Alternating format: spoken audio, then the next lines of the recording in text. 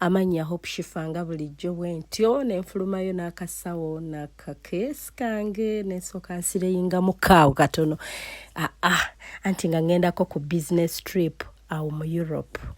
Okay, bwentyo nenfulume waka nga nsireyinga mu kaawo katono nga bwe mubimanyi. Tulinawo embwawe waka nga yeetala okufa yeetala egamba mukwano gwange alagawa. Bwentyo nenzigalawo nenyingira emmotoka mu bitiibwa nenjituulira bwepa.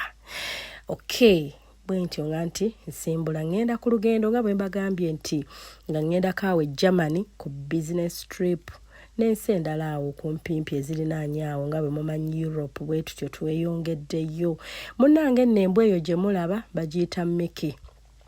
oyo mukwano gwange buli wemba nfuluma atera okugoba emmotoka nga bwe mumulaba bw'atyo n'adduka oba amperekerako sikitegeera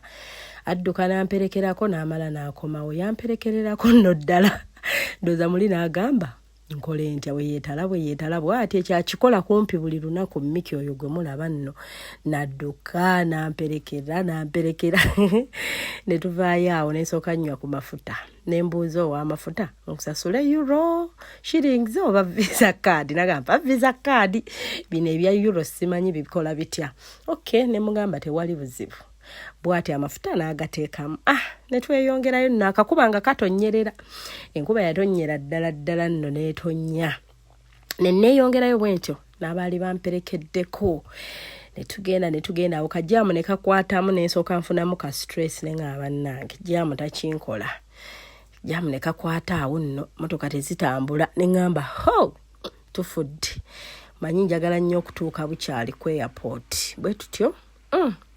ne tugenda muzungu wuuyo nno naye nga atudde mabega awo tuli ku express we twamusanga bwe tutyo express anti yabigonza ne tugivuga ne tweyongerayo bwe tutyo ne tutuuka nga tuli wayo wano nga tetuli ku tukyagenda mu maaso. Okay, ne tugenda ne tuuka wano ewasooka balaba nno bano bajjira ku booda ne bazibuukako ne baddusaawo ebigere ng'ennyonyi ebaleka. Okay, ne tuuka wano ku checkpoint wano nga tuli ku AirPort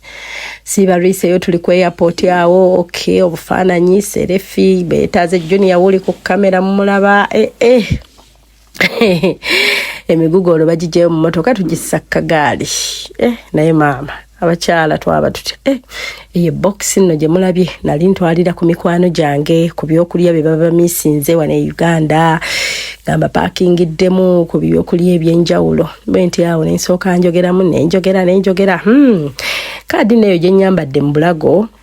yayogera ku biki bye nali ngenda okukolayo. Nali ngenda ku business trip, twalinayo Gonda exhibition, tulinayo mukolo agritechnica. Okay, ababimanyi mubimanyi bwe tutyo. Nalinayo business nyingi ez'enjawulo ze nali ngenda okukola nga ndi awo nno nennyonnyolako olwo anti nga bwe mumanyi.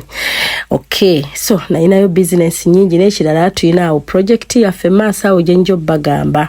gye tugenda obbanga tukwatira Europe eyo project nga tukwatiddeko Uganda ne Europe. So nga ngenze kukola research ndabe ebitundu bye twandyagadde shootingiramu movie yaffe betuyinza okukola nabo tiimu yeeri n'ebyo bingi byali bintu teyo otherwise ate ng'ennaku nnyina ntono awo nno munnange nnyingidde munda bwentyo. Simbyera yini nafunamu nno obuzibu awo nalina kozesa kata nga gye nabookinga online kumbe ticket yafunamu ebizibu nga bakantemerawo wennyini ku airport nti Shifah tosobola kugenda you're not traveling. Awo nno nga nne mikwano gyange nabo baali bagenda ku business trip gye bayita agritechnica awo Hanover German. Bwe tutyo ne tunyumyamu awo ne tusekamu twalina kulinnya kata ffenna nga bw'otulaba kumbe ticket yange twagibookinga ng'erina stops ez'enjawulo ng'egamba nti nyina oggwako UK Heathrow kumbe sirina transit visa ya UK Heathrow nga baŋŋamba Shifah ogenda ova wano bigenda kusumbuwa eri UK bajja kuzza butereevu. Munnange bwe tutyo twafunamu ebizibu byaki byakkata konze munnange sisemba nakyo siddaka wano wennyini business ziba zifa bwe ntyo nza nti ne bwe mba n'ebizibu nsigaza smile temubimanyi bannange nga bagenda ate sizze ku KRM anti ng'omugezi bwaba nayino nnoonya Enyonyi ki speed entwala ne bookinga ticket n'engula KLM wano nsanze faani wange wuuyo nga bwe mumulaba omwami oyo we London yenga Shifah mukyala wange akwagala nnyo tava ku shoyo bwe tutyo tetwekubye obufaananyi tetwekutte video nangamba tumirako ku mukyala wange omubuuzeeko tumugambe nsanze Shifah twanyumirwa buli kimu kyali maridadi sana netunyumyamu nanyumiza nga Shifah jako deyuko tusaleko ne mugamba sirika tetwogera bingi sijja kugamba lwezi nangamba nti ndi omukwabo bojjo surprising abagalwa baabwe konze no problem why not twanyumiza nno bambi ddala nambuulira ku mukyala we abaami abalina laavu bakyaliyo tweyongeddeyo bwe tutyo era awo nga bondaba nkugambye nakozesa KLM nensooka neesonyiwa ebyakkata tiketi nengikansolingira ku simu yange bwe ntyo maze okufuna boarding pass yange nga bwe mundaba nemaliza nkozeseza KLM wano ngayo mulaba iyo kata okay kikomyewo eno bwe tutyo ate na simanyi mbadde mbayisayisaamu awo nga bwe bizza olugendo bwe luzze mpaka wano we tutuuse bwe tutyo nga ndi mu kwetegereza awo boarding pass yange ndabe buli kimu nti kiri stede buli kimu nkirinamu ngalo bwe tutyo negiterezaawo wennyini ate nsanze faani wange omu Canada bannange ono yankolera olunaku nangamba nsanze Shifah twekwateyo obupica ne tusinapinga ne tusanyuka ne tuseka nannyumiza nangamba ngenda yangamba ekigambo bakiyita batya Quebec yes in Canada nangamba Shifah wembeera kumbe mukozesa KLM twali tugenda ffenna tugwawo Amsterdam ate twawukanira awo wennyini netsoka twekwata video nangamba Shifah soka kwate wano mbuze ku mwami wange awo nakwata banne n'abagamba nsanze Shifah n'abakubira ku video call banange kyali wali mukemanye mbozi mujagala gye twali tunyumya no problem yajibawa in my next video muulye be twali tunyumyako banange omukyalo yali so lovely yali Uganda for 1 month ngaze kukyalira abantu be baba abatadde kusimu abagamba Shifah nzamuyina Shifah uno mumubuuzeeko banange n'abanteerako ne bambuzaako ne bangamba Shifah tukwagala nnyo tunyumirwa byokola kyana gwo tusanyisa konze mulayire okata onenfunamu ku nsonyi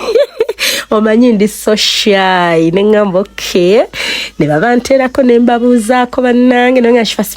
smilingako twagala nnyo smile yo bwentyo ne smilinga ne basooka baseka ne tunyumiza nno ddala awo kitegedde twekubira ddala obufaananyi bwawera bu video ne tubukwata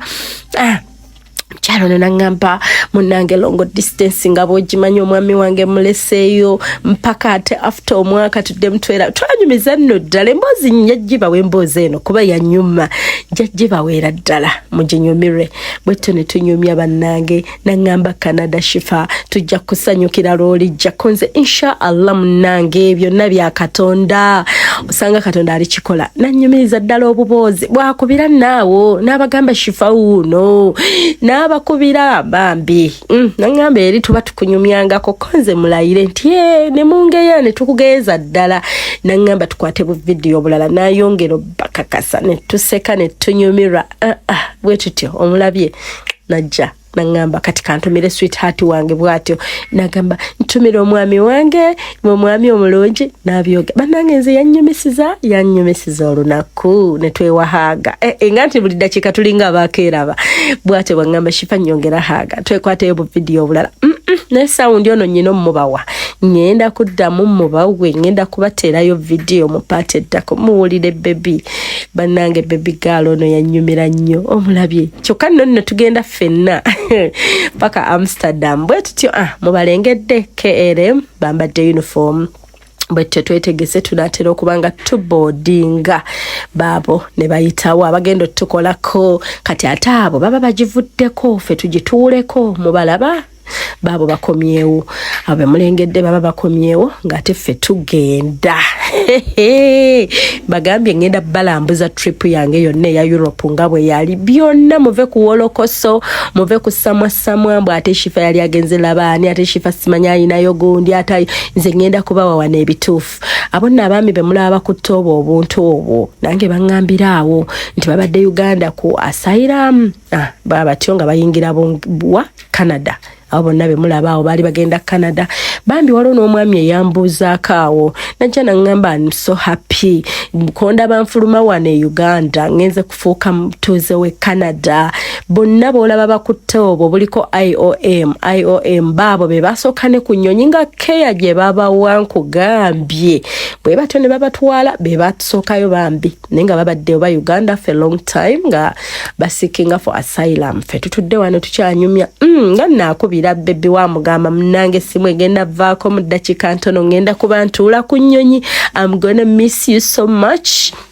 ate eno munange bwanyumya ne Shifah manyi omukyalo ono yali so she's called Prudence. Yes, kanswente erinnya siri atudde bubi Prudence. Just know you made my day. You're such a nice person. Awo no nandaga Shifah ndaba nyina akatabo ke Canada. Ndi mu Canada okuyingira Uganda nsaba visa. Konze okay. Nanyumiza nno obubozi bwaffe bungi. Ne mugamba okay, is it okay obubozi bwonyumiriza bwe mbunyumiza akabala. Nangamba no problem.